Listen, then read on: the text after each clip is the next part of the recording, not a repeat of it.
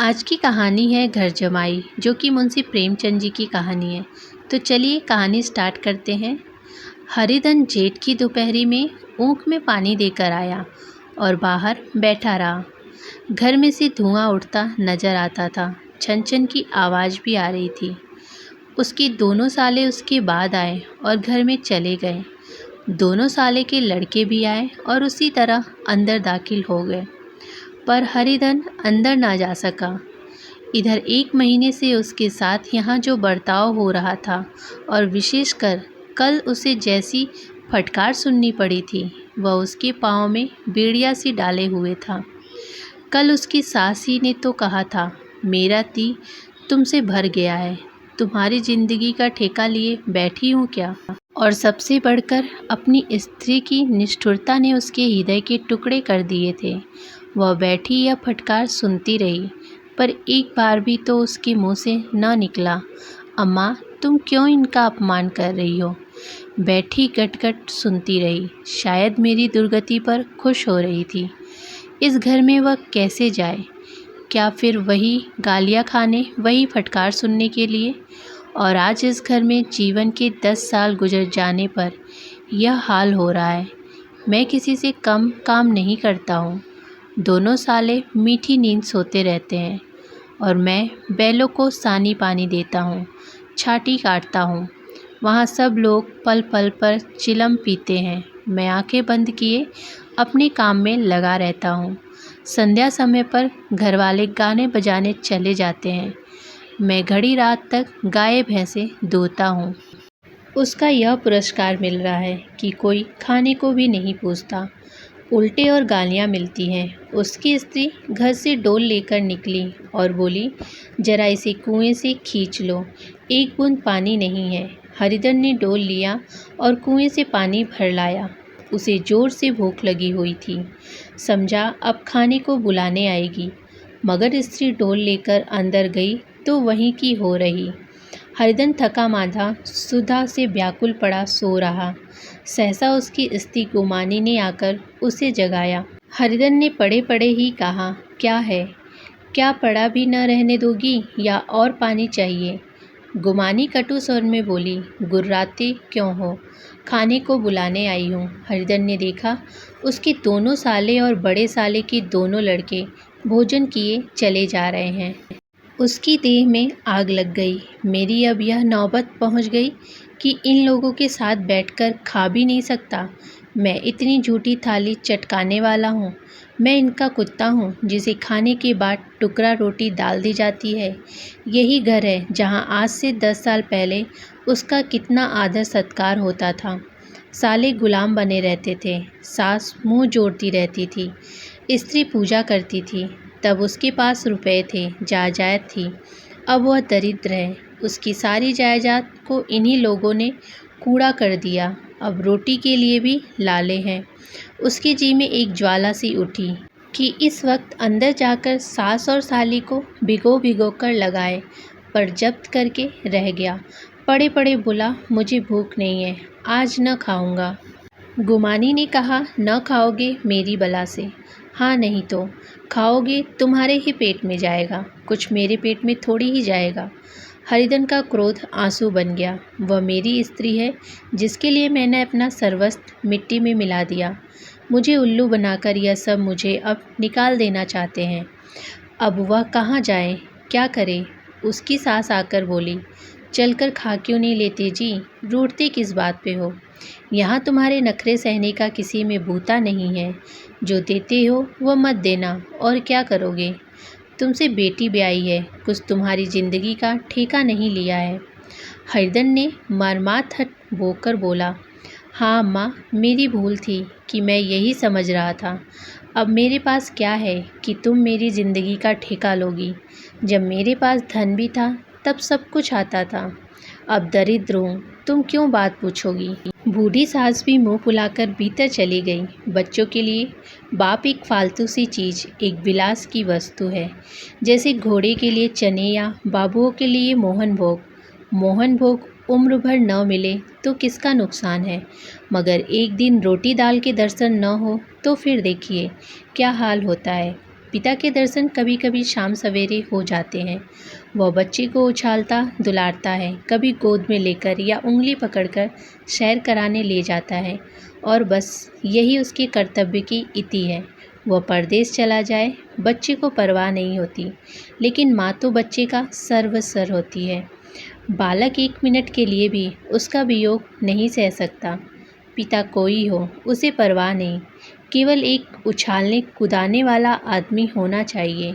16 आने अपनी, वही रूप, वही रंग, वही प्यार, वही सब कुछ। वह अगर नहीं है तो बालक के जीवन का स्रोत मानो सूख जाता है। फिर वह शिव का नंदी है, पर फूल या जल चढ़ाना लाज भी नहीं, अख्तियार है। हरिधन की माता का आज 10 साल पहले हुए देहांत हो गया था। उस वक्त उसका विवाह हो चुका था। वह 16 साल का कुमार था, पर माँ के मरते ही उसे मालूम हुआ कि मैं कितना निसहाय हूँ, जैसे उस घर पर उसका अधिकार ही न रहा हो। बहनों के विवाह हो चुके थे, भाई कोई दूसरा न था। बेचारा अकेले घर में जाते भी डरता था। माँ के लिए रोता था, पर माँ की परछाई से डरता था। जिस कोठरी में उसमें देह त्याग किया था, उधर आंखें तक न उठाता। घर में एक बुआ थी, वह हरिधन को बहुत दुलार करती थी। हरिधन को अब दूध ज़्यादा मिलता था, काम भी कम करना पड़ता था। बुआ बार बार पूछती, बेटा कुछ खाओगे? बाप भी अब उसे ज़्यादा प्यार करते। उसके लिए एक अलग गाय मंगवा दी थी। कभी कभी उसे कुछ पैसे दे दिया करते, जैसे चाहे खर्च करो। पर इन मरहमों से वह घाव पूरा न होता जिसने उसकी आत्मा को आहत कर दिया था। वह दुलार और प्यार बार बार माँ की याद दिलाती। माँ की घुड़कियों में जो मज़ा था, वह क्या इस दुलार में था? माँ से मांग कर, लड़कर, ठुनक कर, रूठ कर लेने में जो आनंद था, वह क्या भिक्षादान में था? पहले वह स्वस्थ था, मांग मांग कर खाता था, लड़ लड़ कर खाता था। अब वह बीमार था, अच्छे से अच्छा पदार्थ उसे दिए जाते थे, पर भूख न थी। साल भर तक वह इसी दशा में रहा। फिर दुनिया बदल गई। एक नई स्त्री, जिसे लोग उसकी माता कहते थे, उसके घर में आई और देखते ही देखते एक काली घटा की तरह उसकी संकुचित भूमंडल पर छा गई। सारी हरियाली, सारे प्रकाश पर अंधकार का पर्दा पड़ गया। हरिधन ने इस नकली माँ से बात तक न की, कभी उसके पास तक न गया। एक दिन घर से निकला और ससुराल चला आया। बाप ने बार बार बुलाया, पर उसके जीते जी वह फिर उस घर में न गया। जिस दिन उसके पिता के देहांत की सूचना मिली, उसे एक प्रकाश का ईर्ष्यामय हर्ष हुआ। उसकी आंखों में आंसू की एक बूंद भी न आई। इस नए संसार में आकर हरिधन को एक बार फिर मातृ स्नेह का आनंद मिला। उसकी सास ने ऋषि वरदान की भांति उसके शून्य जीवन को विभूतियों से परिपूर्ण कर दिया। मरुभूमि में हरियाली उत्पन्न हो गई। सालियों की चुहल में, सास के स्नेह में, सालों की वाग विलास में और स्त्री के प्रेम में उसके जीवन की सारी आकांक्षाएं पूरी हो गई। सास कहती, बेटा तुम इस घर को अपना ही घर समझो, तुम ही मेरी आंखों के तारे हो। वह उसे अपने लड़कों की, बहुओं की शिकायत करती। वह दिल में समझाता था, सास जी मुझे अपने बेटे से भी ज़्यादा चाहती हैं। बाप के मरते ही वह घर गया और अपने हिस्से की जायदाद को कूड़ा करके रुपयों की थैली लिए फिर आ गया। वह उसका दुना आदर सत्कार होने लगा। उसने अपनी सारी संपत्ति सास के चरणों में अर्पण करके अपने जीवन को सार्थक कर दिया। अब तक उसे कभी कभी घर की याद आ जाती थी, अब भूल कर भी उसकी याद न आती, मानो वह उसके जीवन का कोई भीषण कांड था जिसे भूल जाना ही उसके लिए अच्छा था। वह सबसे पहले उठता, सबसे ज़्यादा काम करता। उसका मनोयोग, उसका परिश्रम देखकर गांव के लोग दांतों तले उंगली दबाते थे। उसके ससुर का भाग्य बरखाते, जिसे ऐसा दामाद मिल गया। लेकिन ज्यों-ज्यों दिन गुजरते गए, उसका मान सम्मान घटता गया। पहले देवता था, फिर घर का आदमी, अंत में घर का दास हो गया। रोटियों में भी बाधा पड़ गई। अपमान होने लगा। घर के लोगों भूखों मरते और साथ में ही उसे भी मरना पड़ता तो उसे जरा भी शिकायत न होती। लेकिन जब वह देखता और लोग मूँछों पर ताव दे रहे हैं, केवल मैं ही दूध की मक्खी बना दिया गया हूँ, तो उसे अंत स्थल में एक लंबी ठंडी आह निकल जाती।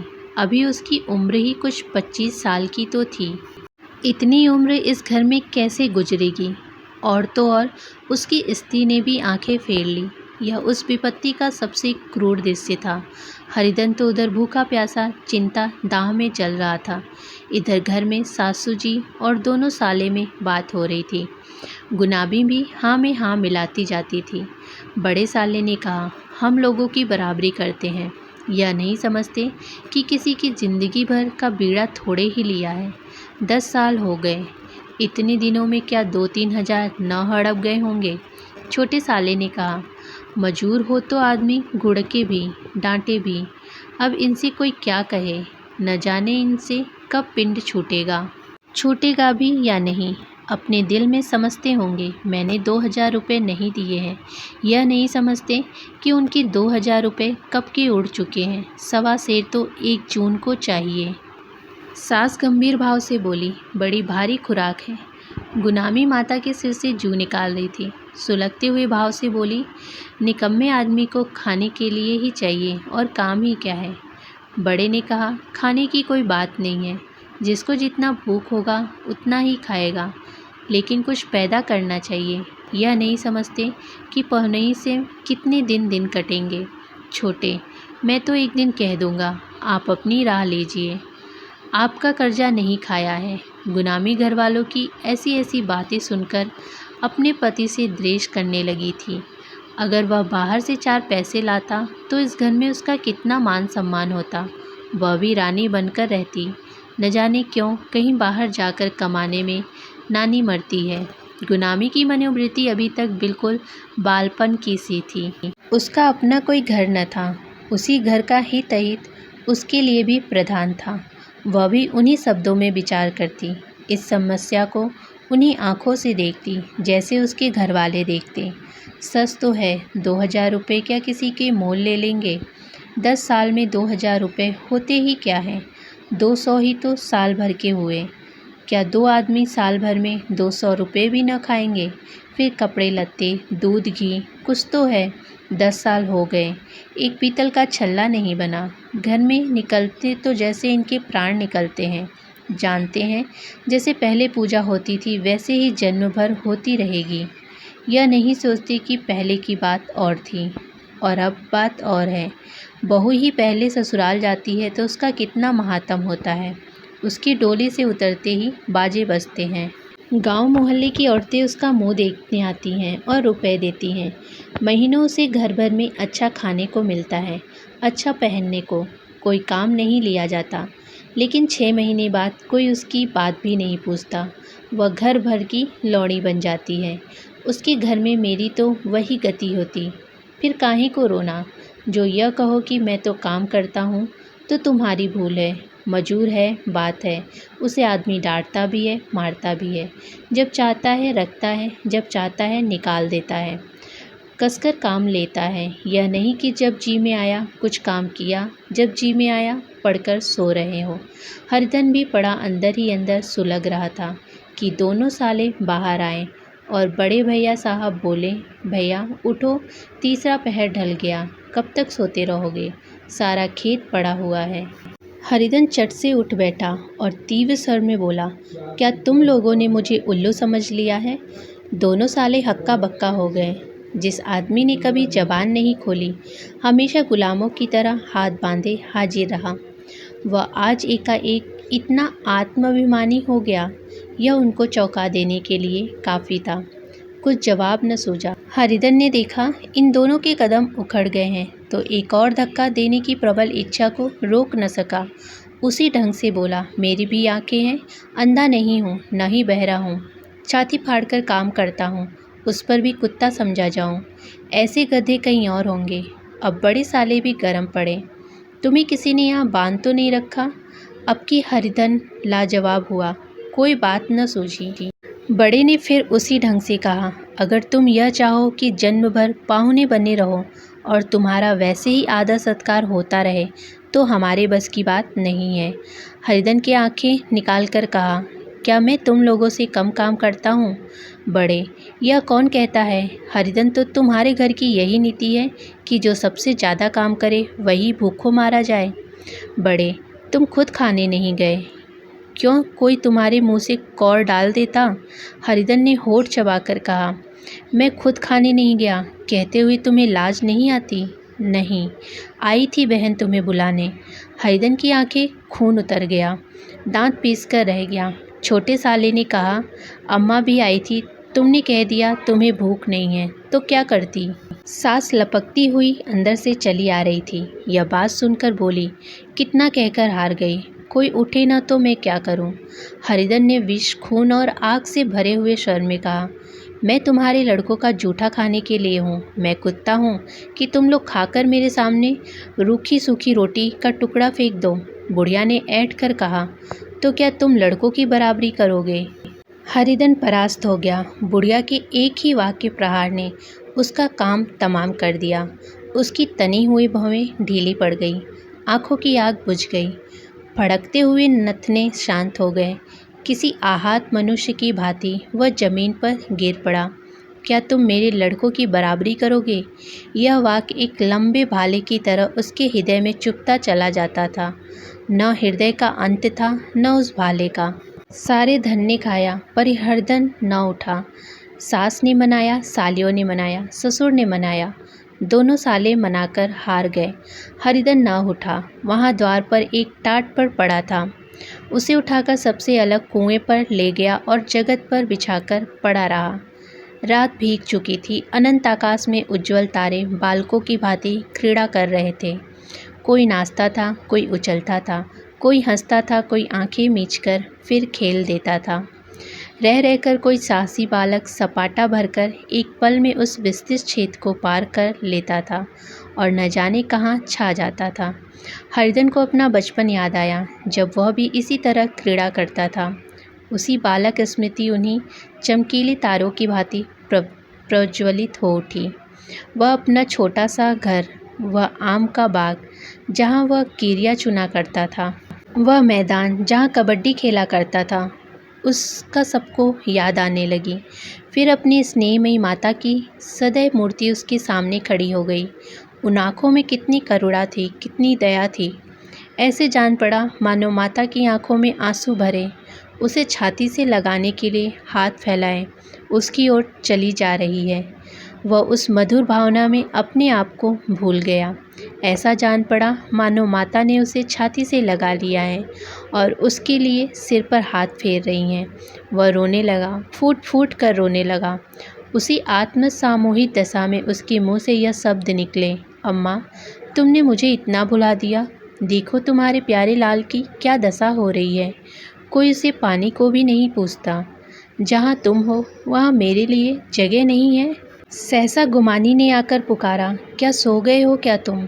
ऐसे भी क्या राक्षसी नींद? चलकर खा क्यों नहीं लेते? कब तक कोई तुम्हारे लिए बैठा रहे? हरिधन उस कल्पना जगत से क्रूर प्रत्यक्ष में आ गया। वही कुएं की जगत थी, वही फूटा हुआ टाट, वही गुमानी सामने खड़ी हुई थी। कब तक तुम्हारे लिए कोई बैठा रहे? हरिधन उस बैठा और मानो तलवार म्यान से निकाल कर बोला, भला तुम्हें मेरी सूध तो आई? मैंने कह तो दिया था मुझे भूख नहीं। गुमानी, तो कितने दिन तक तुम भूखे रहोगे? अब इस घर का पानी भी न पीऊँगा। तुझे मेरे साथ चलना है या नहीं? दृढ़ संकल्प से भरे हुए शब्दों को सुनकर गुमानी सहम उठी। बोली, कहाँ जा रहे हो? हरिधन ने मानो नशे में कहा हो, तुम्हें इससे क्या मतलब? गुमानी आपत्ति के भाव से बोली, तुम बताती क्यों नहीं? कहाँ जा रहे हो? तू मेरे साथ चलेगी या नहीं? जब तक बता न दोगे मैं नहीं जाऊंगी। तो मालूम हो गया तू नहीं जाना चाहती मेरे साथ। मुझे इतना ही पूछना था, नहीं तो अब तक मैं आधी दूर निकल गया होता। यह कहकर उठा और अपने घर की ओर चला। गुमानी पुकारती रही, सुन लो, पर उसने फिरकर भी न देखा। 30 मील की मंजिल हरिधन ने 5 घंटों में तय की। जब वह अपने गांव की अमराइयों में के सामने पहुंचा तो उसकी मातृभावना उषा की सुनहरी गोद में खेल रही थी। उन वृक्षों को देखकर उसका हृदय विलय से नाचने लगा। मंदिर का सुनहरा कलश देखकर वह इस तरह दौड़ा मानो एक छलांग से उसके ऊपर जा पहुंचेगा। वह वेग में दौड़ता जा रहा था, मानो उसकी माता गोद फैलाए उसे बुला रही हो। जब वो आमों के बाग में पहुंचा, जहां डालियों पर बैठकर वह हाथी की सवारी का आनंद पाता था, जहां के कच्चे बेरों और लिशोड़ों में एक स्वर्गीय स्वाद था, तो वह बैठ गया और भूमि पर सिर झुकाए रोने लगा, मानो अपनी माता को अपनी विपत्ति कथा सुना रहा हो। वहाँ की वायु में, वहाँ के प्रकाश में, मानो उसकी विराट रूपड़ी माता व्याप्त हो रही थी। वहाँ की अंगुल अंगुल भूमि माता के पद चिन्हों से पवित्र थी। माता के स्नेह में डूबे हुए शब्द अभी तक मानो आकाश में गूंज रहे थे। इस वायु और एक आकाश में न जाने कौन सी संजीवनी थी, जिसने उसके शोकार्त हृदय को फिर बालोत्साह से भर दिया। वह एक पेड़ पर चढ़ गया और उधर से आम तोड़कर खाने लगा। सास की वह कठोर शब्द, स्त्री का वो निठुर आघात, वह सारा अपमान उसे भूल गया।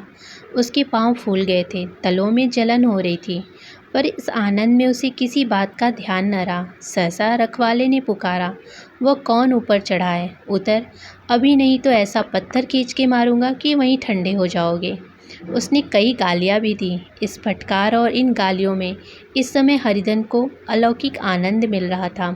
वह डालियों में छिप गया, कई आम काट काट कर नीचे गिराए और जोर से ठट्ठा मारकर हंसा। ऐसी उल्लास से भरी हुई हंसी उसने बहुत दिनों से न हंसी थी। रखवाले को यह हंसी परिचित मालूम हुई, मगर हरिधन कहाँ, वह ससुराल की रोटियां तोड़ रहा है। कैसा हंसोड़ा था, कितना चिलबिला था। न जाने उस बेचारे का क्या हाल हुआ होगा। पेड़ की डाली से तालाब में कूद पड़ता था। अब गांव में ऐसा कौन है? डांट कर बोला, वहाँ से बैठे बैठे हंसोगे तो आकर सारी हंसी निकाल दूंगा, नहीं तो सीधे उतर आओ। वह गालियाँ देते जा रहा था कि एक गुठली आकर उसके सिर पर लगी। सिर सहलाता हुआ वह बोला, यह कौन शैतान है? नहीं मानता? ठहर तो मैं आकर तेरी खबर लेता हूँ। उसने अपनी लकड़ी नीचे रख दी और बंदरों की तरह चट पर ऊपर चढ़ गया। देखा तो हरिधन बैठा मुस्कुरा रहा था। चकित होकर बोला, अरे हरिधन, तुम यहाँ कब आए? इस पेड़ पर कब से बैठे हो? दोनों बचपन के सखा वहीं गले मिले। यहाँ कब आए? चलो घर चलो। भले आदमी, क्या वहाँ आम भी मयस्सर न होते थे? हरिधन ने मुस्कुराकर कहा, मगरू, इन आमों में जो स्वाद है वो और कहीं के आमों में नहीं है। गांव का क्या रंग ढंग है मगरू, सब चैन चान है भैया। तुमने तो जैसे नाता ही तोड़ लिया। इस तरह कोई अपना गांव छोड़कर देता है क्या? जब से तुम्हारे दादा मरे, सारी गृहस्थी चौपट हो गई। 2 छोटे छोटे लड़के हैं, उनके लिए क्या होता है? हरिधन, अब उस गृहस्थी से क्या वास्ता है भाई? मैं तो अपना ले दे चुका। मजूरी तो मिलेगी न, तुम्हारे गैया ही चरा लिया करूँगा। मुझे खाने को दे देना। मगरू ने अविश्वास के भाव से कहा, अरे भैया, कैसी बातें करते हो? तुम्हारे लिए जान हाजिर है। क्या ससुराल में अब न रहोगे? कोई चिंता नहीं, पहले तो तुम्हारा घर ही है, उसे संभालो। छोटे छोटे बच्चे हैं, उनको पालो। तुम नई अम्मा से नाहक डरते हो। बड़ी सीधी है बेचारी, बस अपनी माँ समझो। तुम्हें पाकर तो निहाल हो जाएंगी। अच्छा, अपनी घरवाली को भी तो लाओगे हरिधन, अब उसका मुंह न देखूंगा। मेरे लिए वह मर गई। मगरू, तो दूसरी सगाई हो जाएगी। अब की ऐसी मेहरिया ला दूंगा कि उसके पैर धोकर पियोगे। लेकिन कहीं पहले भी आ गई तो? हरिधन, वह नहीं आएगी। हरिधन अपने घर पहुंचा। दोनों भैया भैया आए कहकर भीतर दौड़े और माँ को खबर दी। उस घर में कदम रखते ही हरिधन को ऐसी शांत महिला का अनुभव हुआ, मानो वो अपनी माँ की गोद में बैठा हुआ है। इतने दिनों ठोकरे खाने से उसका हृदय कोमल हो गया था। जहाँ पहले अभिमान था, आग्रह था, हेकड़ी थी, वहाँ अब निराशा थी, पराजय और याचना थी। बीमार को जोर कम हो चला था, अब मामूली दवा भी असर कर सकती थी। किले की दीवारें छिद चुकी थी, अब उसमें घुस जाना असाध्य न था। वही घर जिसे एक दिन विरक्त हो गया था, अब गोद फैला उसे आश्रय देने को तैयार था। हरिधन का निवलम मन यह आश्रय पाकर मानो तृप्त हो गया। शाम को भी माता ने कहा, बेटा तुम घर आ गए, हमारे धन्य भाग। अब इन बच्चों को पालो। माँ का नाता न सही, बाप का नाता तो है ही। मुझे एक रोटी दे देना, खाकर एक कोने में पड़ी रहूँगी। तुम्हारी अम्मा से मेरी बहन का नाता है, उस नाते से तुम मेरे लड़के होते हो। हरिधन ने मातृविह्वल आँखों को विमाता के रूप में अपनी माता के दर्शन किए। घर के एक एक कोने में मातृ स्मृति की छटा चांदनी की भांति छिटक रही थी। विमाता का प्रौढ़ मुखमंडल भी उसी छटा से रंजित था। दूसरे दिन हरिधन फिर कंधे पर हल रखकर खेत को चला। उसके मुंह पर उल्लास था और आंखों में गर्व। वह अब किसी का आश्रित नहीं था, आश्रयदाता था। कृषि के द्वार का भिक्षुक नहीं था, घर का रक्षक था। एक दिन उसने सुना गुमानी ने दूसरा घर कर लिया। माँ से बोला, तुमने सुना काकी, गुमानी ने घर कर लिया। काकी ने कहा, घर क्या कर लेगी ठट्ठा, बिरादरी में ऐसा अंधेर, पंचायत नहीं अदालत तो है। हरिधन ने कहा, नहीं काकी, बहुत अच्छा हुआ। ला महावीर रजी को लड्डू चढ़ा जाऊं। मैं तो डर रहा था कहीं मेरे गले ना पड़े। भगवान ने मेरी सुन ली। मैं वहाँ से यही ठान कर चला था, अब उसका मुंह न देखूंगा। तो फ्रेंड्स, कैसी लगी कहानी अच्छी लगी हो तो वीडियो को लाइक शेयर एंड चैनल को सब्सक्राइब जरूर कीजिएगा। धन्यवाद।